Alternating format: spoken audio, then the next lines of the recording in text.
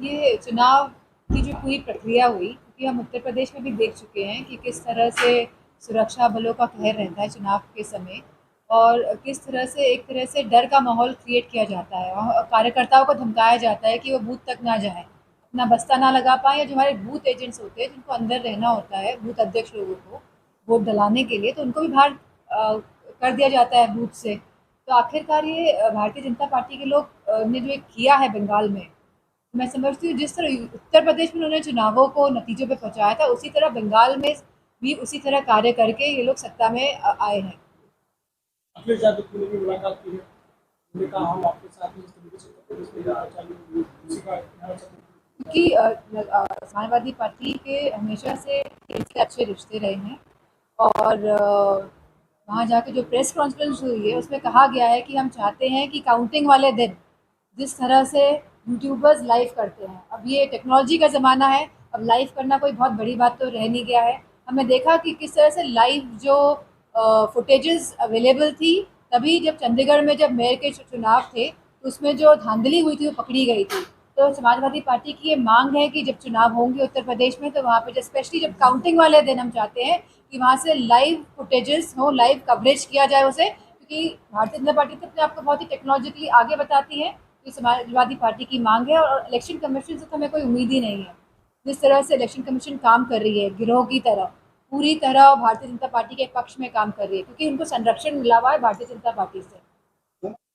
2027 में होने वाले चुनाव को जो बंगाल में हुआ है यूपी में नहीं होने देंगे, क्या रणनीति? हमारा हमने जो कहा है कि हम पीडीए के साथ चलेंगे, पिछड़ा, दलित, अल्पसंख्यक, हमारी आधी आबादी में आज महिलाओं की स्थिति उत्तर प्रदेश में क्या है।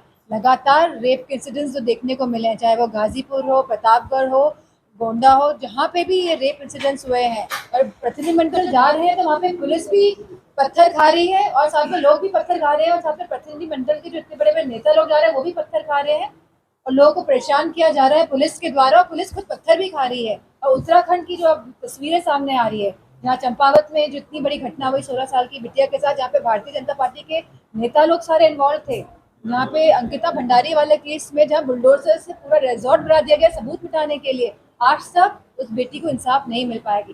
भारतीय जनता पार्टी की सरकार जहाँ जहाँ जिन जिन राज्यों में है, मैं समझती हूँ कि महिलाएं उन राज्यों में सुरक्षित नहीं है। और चाहे वो मणिपुर की घटना हो जाए, क्या मणिपुर में आज भी हालात काबू में हो पाए हैं? और आज बंगाल में जो हिंसा चल रही है उसका जिम्मेदार कौन है आखिरकार? अगर आज जो पीए का जो मर्डर हुआ है, आखिर उसका जिम्मेदार कौन है? क्योंकि इतने हाई प्रोफाइल किसी व्यक्ति का मर्डर हो जाए, वो भी भारतीय जनता पार्टी की सरकार आ जाए, तो आखिरकार उसका मर्डर क्यों हुआ? इस बात पे भी बहुत बड़ा प्रश्न चिन्ह है। कहीं ऐसा तो नहीं कोई राज दबाए हुए थे भारतीय जनता पार्टी के, इस वजह से उनका मर्डर किया गया है? मैडम, तमिलनाडु में सबसे बड़ी पार्टी को गवर्नर ने अभी तक न्योता नहीं दिया, क्या लगता है कि गवर्नर भी भाजपा से मिलेगा?